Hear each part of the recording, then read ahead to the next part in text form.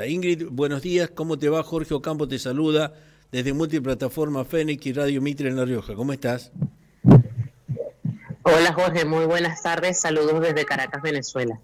Bueno, contame un poquito, acabo de recibir una noticia que tiene que ver con que se declara presidente a Maduro sin mayores consultas y sin mayores dudas de lo que puede haber pasado en el día de ayer, aprobado por el comité, por todo lo referente de este plano de elecciones. Contame un poquito de qué se trata y por qué se llega a esta situación tan apresurada. Bueno, proclaman a Nicolás Maduro en este momento el Consejo Nacional Electoral. Generalmente no pasaba tan pronto. Las elecciones tradicionalmente en Venezuela son los días domingos y generalmente la proclamación del presidente ocurría 2 o 3 días después que se tuvieran todas las actas, porque hasta ahora no sabemos si se totalizaron 100% de las actas, esa información está. Se tenía que realizar una auditoría hoy, no se realizó la auditoría. Temprano había una rueda de prensa del presidente del CNE, se suspendió y aparece en este momento con el presidente Maduro, con el ahora presidente reelecto por tercer periodo, Nicolás Maduro. Hay más dudas que certeza acerca de ese proceso. Ayer se dijo que Nicolás Maduro había obtenido 52% de los votos sobre una totalización de 80%. La oposición venezolana, una hora después, cerca de la 1 de la mañana, detalló que tenía 40% de las actas totalizadas y que con esa información podían proclamar ellos a Edmundo González como presidente de la República porque habría obtenido 70% de los votos y Nicolás Maduro el restante. Cabe destacar que Edmundo González inició la contienda muy arriba sobre Nicolás Maduro. Primero fueron 20 puntos y con el desarrollo de la campaña, apoyado por María Corina Machado, llegó a tener una diferencia de 30. Todos los sondeos lo daban como ganador.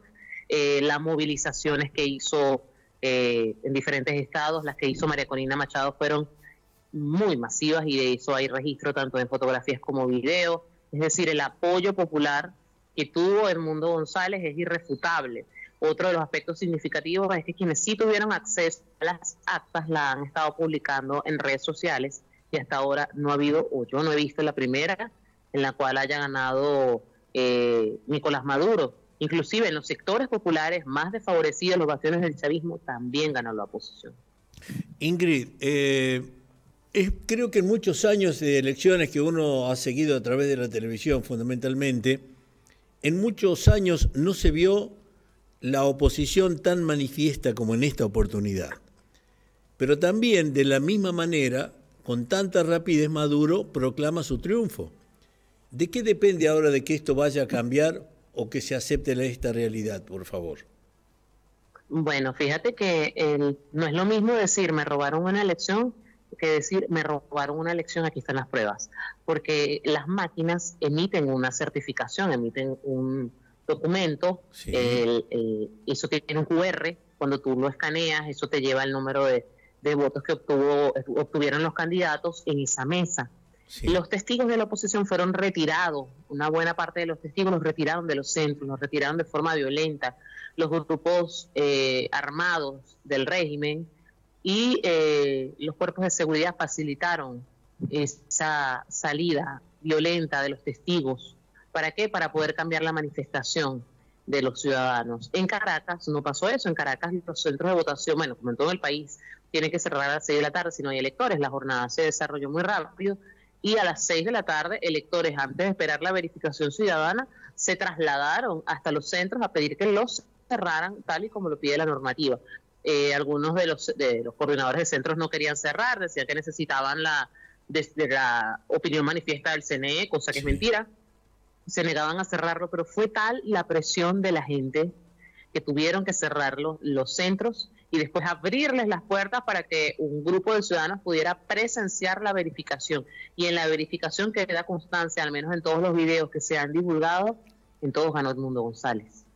Y ganó con una diferencia fuerte, de, no sé, el triple, el cuádruple de los votos.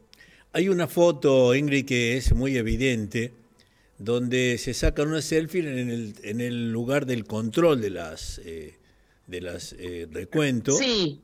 En la sala de totalización, sí, hay una fotografía, no sabría decirte si es una fotografía original, porque bueno, algunos dicen que es un fake, no tengo la comprobación de que sea una fotografía real. Sin embargo, lo que sí puedo decir es que la oposición denuncia inconsistencia numérica y fraude sobre la base de que las actas que ellos tienen son las mismas actas que posee el Consejo Nacional Electoral. Y María Corina Machado lo dijo hoy en la madrugada, bastante contundente, como suele ser ella cuando declara, dice que esto es hasta el final y que van a respetar la voluntad del pueblo y la van a hacer cumplir, ¿ok? Ella dice que a ella no le van a venir a endilgar que está haciendo manifestaciones violentas o llamados a la violencia, porque defender la decisión soberana de los venezolanos no es un llamado a la violencia. Fueron unas declaraciones muy buenas las que dio en compañía de Edmundo González. Edmundo González ratificó que él ganó las elecciones y ahora viene otro paso importante por el cual tú me preguntabas, ¿qué debe venir ahora? Ya sabemos que las instituciones en Venezuela están de alguna u otra manera vinculadas al chavismo, sí. Es decir, la Fiscalía, el Tribunal Supremo de Justicia, sí. No hay independencia de poderes. ¿Qué le corresponde ahora a la oposición venezolana? Primero, tener más del 40% de las actas. Por allí leí, estoy tratando, porque tienen esa información manejada con mucho recelo precisamente para que el gobierno no pueda actuar. Pero se aseguran que ya va más del 50% de las actas. Eso de alguna u otra manera comprometería severamente los resultados presentados el día de ayer por el Consejo Nacional Electoral. Ingrid, si se demuestra que se cambió la voluntad, que creo yo que puede pasar, eso tiene que enviarse a la representación de los veedores internacionales. Muy importante, ¿quiénes están? El Centro Carter y la ONU. Imagínate tú la sí. Fotografía, el Centro Carter y la ONU denunciando fraude de Maduro. O sea, yo creo que peor escenario para el chavismo que ese no hay. No hay. ¿Y qué peso tienen los 9 países sudamericanos que están ejerciendo presión, que se han aliado en la opinión y en no creer el triunfo de Maduro? Es decir, hay una desconfianza generalizada en todo Sudamérica con respecto entre los que creo que faltaría una manifestación muy, pero muy muy cierta desde Brasil como para que se termine de volcar a favor del resto de Sudamérica no creyendo. Bueno, pero fíjate que Brasil toma la voz cantante prácticamente después de anunciados los resultados y dice: nosotros le pedimos al Centro Carter y a la ONU que revisen detalladamente esos números, porque a raíz de esa auditoría nosotros veremos si reconocemos o no. Y no lo dice cualquiera, lo dice el gran aliado de la izquierda, lo dice el presidente Lula, o sea, una persona con mucho peso dentro de la política de la región. Recordemos también que hay una situación, Jorge, y sí. Es la posible migración de venezolanos. Los venezolanos están en toda Latinoamérica y ha sido muy agresiva esa migración, esa migración forzada. Entonces, eso afecta a las dinámicas económicas y sociales de los países a donde llegan como refugiados. Entonces, más migrantes venezolanos es un dolor de cabeza para Brasil, para Colombia, Perú, Ecuador, ustedes que también tienen una gran cantidad de venezolanos. Entonces, esa situación descontrolada de gente buscando apoyo para tener una mejor calidad de vida afecta, evidentemente, dependiendo de la cantidad de personas que ingresen, porque algunos no tendrán estudios, no tendrán oficio. Es decir, es un problema, vienen aquejados de salud y el país que los recibe asume esa carga, ¿ok? Y la misma región también está atravesando por problemas económicos. Eso no es una mentira, no es un secreto a voces. Entonces, ese tema de la migración descontrolada preocupa con muchísima severidad tanto al gobierno de Brasil como al de Petro. Petro sí vemos que no ha tomado una posición de frente él, pero observan con muchísima tranquilidad o me imagino que esperando el momento apropiado para actuar. No ha habido reacción del Centro Carter, es decir, no han expresado abiertamente una posición sobre esos resultados, ya casi a poco más de 12 horas de haberse leído el boletín. Eso también es un indicador. Tampoco ha hablado de la Organización de Naciones Unidas, aunque bueno, creo que en territorio venezolano sí, en territorio venezolano no pueden hacer manifestaciones políticas o expresarlo porque podrían ser expulsados. Sin embargo, podrían también haber dicho: nosotros vamos a evaluar, o cualquier otra declaración que le permitiera a la gente saber que están analizando los resultados. Eso también es otro aspecto a considerar. Dos misiones electorales con trayectoria que no creo que estén dispuestas a hipotecar su credibilidad avalando una elección que tiene tanto cuestionamiento, ¿no? O sea, creería uno que la institucionalidad de Centro Carter no podría quedar en entredicho por unos resultados como los de Venezuela. Los que viven en Venezuela, Ingrid, sabiendo que hay 8 millones de venezolanos, de compatriotas fuera del país, que no pudieron emitir su voto, que en su mayoría prácticamente no lo hicieron por un montón de situaciones correctas e incorrectas, no los dejaron votar. ¿Qué opina la gente? ¿La gente está dispuesta a ir hasta las últimas consecuencias sin llegar a la violencia, Ingrid? Es que eso es una situación muy difícil de pronosticar, porque recuerda que Venezuela tiene un silencio mediático importante. Entonces, ¿cómo se expresa la gente? A través de las redes sociales. Ayer la red estaba llena de muchos mensajes de gente indignada, de la gente que está afuera, porque la gente que está afuera se les impidió de una manera con decisiones leoninas poderse inscribir en el Consejo Nacional Electoral, y se les impide, se les redujo el tiempo, se fue la luz, se cayó el sistema, todo porque ellos saben perfectamente que de esos 8 millones que aparentemente están fuera del país, por lo menos la mitad vota. No iban a votar precisamente a favor de Nicolás Maduro. Entonces, allí creo que la victoria hubiese sido, aunque se cuentan de últimos sus votos, hubiese sido mucho más contundente, porque el rechazo entre la población migrante hacia Nicolás Maduro es total. O sea, eso yo creo que no hay que ser ni siquiera analista para poderlo entender. O sea, hay gente que tuvo que dejar su casa, algunos se fueron caminando, madres que tuvieron que despedirse de sus hijos y tienen años sin verlos, porque están en condiciones de precariedad en muchos estados, en muchos países, en los cuales si sales no puedes volver a entrar. Y regresar a Venezuela, que la situación económica es tan escasa, es decir, ganas muy poco dinero y los productos son muy caros, la vida en Venezuela es muy, muy costosa. Entonces, es un riesgo para alguien que haya tratado de mejorar su calidad de vida regresarse. Entonces, es ver que hay más conflictos que victorias alrededor de un eventual regreso de migrantes al país.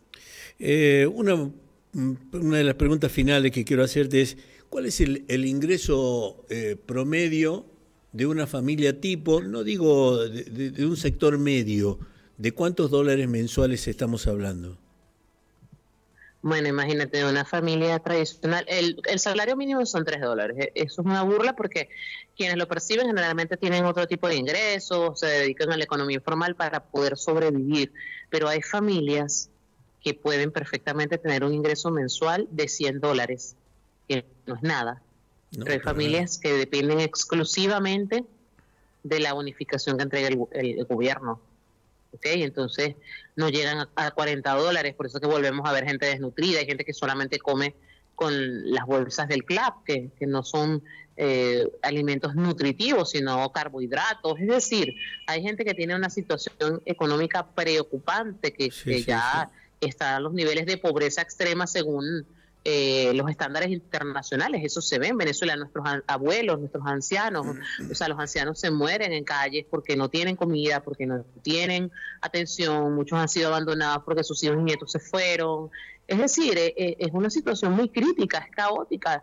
Hay muchos niños en situación de calle. En fin, eso de que Venezuela se arregló porque viene uno que otro artista, a mí me parece una falta de respeto y también una desconsideración muy grande con quienes están, con quienes no tienen acceso a los alimentos. Pues. Me dejas helado con que $13 mensuales sea lo que... 13, no 3. 3 dólares. No 13. Y el Estado... Es el salario mínimo. Y el Estado te hace un aporte aproximadamente de ¿cuántos dólares? Ah, sí. Te puede hacer un aporte de un bono de $12. Si eres empleado público te puede hacer otro aporte de unos $50, $60, pero es que no alcanza, porque los servicios mínimos son muy, muy costosos. O sea, el internet, un buen internet en Venezuela puede costar $30, la salud es muy cara, no todo el mundo, por ejemplo, una póliza de seguro tienes que tenerla, juro, porque los hospitales están en muy malas condiciones, en infraestructura y en insumos. Entonces, ¿quién tiene para pagar $150 o $200 mensuales por una póliza de seguro? Entonces, son situaciones que tú vas sacando la cuenta y llegas a la conclusión de que hay niveles preocupantes de pobreza en este país. Eso nunca terminó. Lo que pasa es que, bueno, hubo la realidad tergiversada porque se pusieron algunas tiendas de lujo, ya no había escasez, hay productos de primera necesidad en todos los supermercados, eso es así, pero muy pocos pueden comprarlo. Claro. Esa es la realidad. Sí, sí, sí. La verdad, Ingrid, una situación muy compleja. Ojalá que el pueblo reaccione, que fundamentalmente exija transparencia, exija paridad de derechos que les corresponde a todos y a cada uno. Bueno, ya empezaron los cacerolazos. Esa es la reacción, la primera reacción espontánea. María Corina Machado dijo que bueno, que van a esperar tener la totalidad de las actas, ya después ustedes se enterarán, verán que el desarrollo del tema de las actas, que es fundamental aquí, porque no es lo mismo cantar, insisto, cantar fraude que cantarlo con los números en mano. Por supuesto. O sea, la diferencia es completamente abrumadora. El tema final, para la pregunta final, Ingrid, es que él tiene acaparada la atención y tiene la obediencia debida del ejército como aliado fundamental para poder actuar. Claro, sí, totalmente, totalmente. La Fuerza Armada es política, es chavista. O sea, yo sí creo que tengo que definirla así. Son totalmente leales, o una buena parte de ella, porque no podría decir la totalidad, seguramente sí. Hay efectivos del ejército, de los diferentes componentes que no estén con el madurismo, sin embargo hacen vida en las filas, ¿ok? Y si haces vida en las filas, aunque estés en contra, igual no haces nada, porque ¿qué tantas posibilidades tienes de expresar públicamente? Aquí los niveles de persecución son terribles, o sea, hay militares presos por haberse reunido, me explico, o sea, los militares también tienen una situación, tienen su propia jaula de oro. Aquí no es que cualquiera puede abiertamente expresar su opinión, y más de esos grupos sensibles, porque hay militares presos activos y militares en situación de retiro también. De hecho, hubo uno que murió en cárcel, que era el general Raúl Baduel. Fue muy aliado de Chávez, lo trajo de regreso a Caracas cuando estaba secuestrado durante los sucesos del 11 de abril. Tuvo un problema con Chávez. Chávez le mandó a meter preso y murió en prisión. Le habían dado una medida humanitaria para que estuviera en su casa. No la cumplieron y murió en la cárcel. Uno de los generales más chavistas que pudiera decirte. Y murió en prisión. Entonces, eso también genera temor dentro de los funcionarios activos. Los leales son difíciles de sacarlos del poder, pero porque se sienten amparados y son los únicos que pueden responder y resistir, lamentablemente. Ingrid, la verdad me pintaste un panorama que me deja más preocupado que tranquilo, fundamentalmente porque son hermanos latinoamericanos que, teniendo una tierra tan rica como la nuestra en toda Sudamérica, tengan que vivir de esta manera por culpa de estos ineptos, de estos mentes chiquitas que lo único que piensan es en ellos. Pero el pueblo se tiene que despertar, y los países que lo acompañan y que están hoy alineados en esa oposición, ojalá que cumplan la palabra empeñada y le den el merecido. Te mando un fuerte abrazo, amiga, y te deseo lo mejor. Gracias a ustedes por permitirme ser la voz de un pueblo que exige que se cuenten los votos y que se proclame a quien tenga que proclamarse ganador de esas elecciones del 28 de diciembre. Del 28 de julio. De julio. Ingrid, gracias, muy amable. Suerte. Ingrid Bravo Balalú, periodista de Venezuela.